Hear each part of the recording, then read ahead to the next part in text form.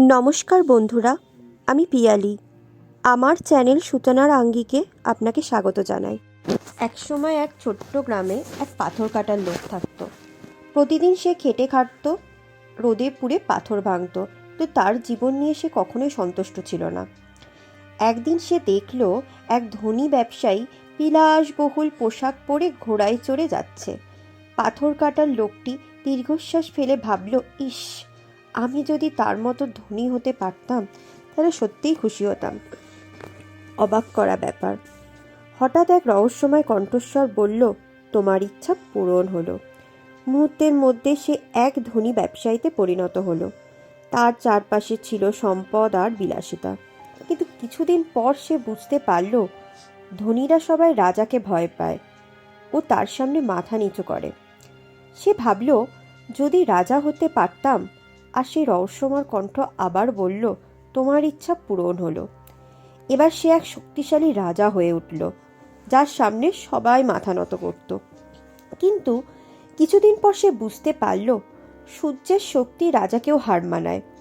রাজা থাকলেও প্রখর রোদ তাকে পুড়িয়ে দিত। সে ভাবল, আমি যদি সূর্য হতে পারতাম। সাথে সাথে সে সূর্যে পরিণত হলো। তার শক্তিতে সবাই ভীত হয়ে গেল। কিন্তু হঠাৎ সে দেখল এক ছোট মেঘ এসে সূর্যের আলো ঢেকে দিচ্ছে। এবার সে মেঘ হতে চাইল, আর হয়ে গেল এক বিশাল মেঘ।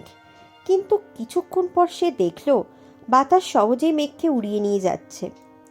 সে ভাবল, আমি যদি বাতাস হতাম। এবং তখনই সে প্রবল বাতাস হয়ে উঠল। সে যখন প্রবল ঝড় তুলেছিল, তখন দেখল এক পাহাড় দাঁড়িয়ে আছে। সে তার বাতাসের শক্তিতেও নড়ছে না। এবার সে পাহাড় হতে চাইল। এবার সে এক বিশাল পাহাড় হয়ে উঠল, যা কারো শক্তিকেই ভয় পায় না। কিন্তু হঠাৎ সে টের পেল, এক ছোট্ট মানুষ, একজন পাথর কাটার লোক, তার বুকের পাথর ভেঙে দিচ্ছে। তখন সে বুঝতে পারল, সত্যিকারের শক্তি কারো অবস্থানে নয়, বরং নিজের কাজে সন্তুষ্ট থাকার মধ্যেই রয়েছে। সে আবার সেই পাথর কাটার লোক হয়ে ফিরে এলো। তবে এবার সে নিজের জীবন নিয়ে সম্পূর্ণ তৃপ্ত ছিল।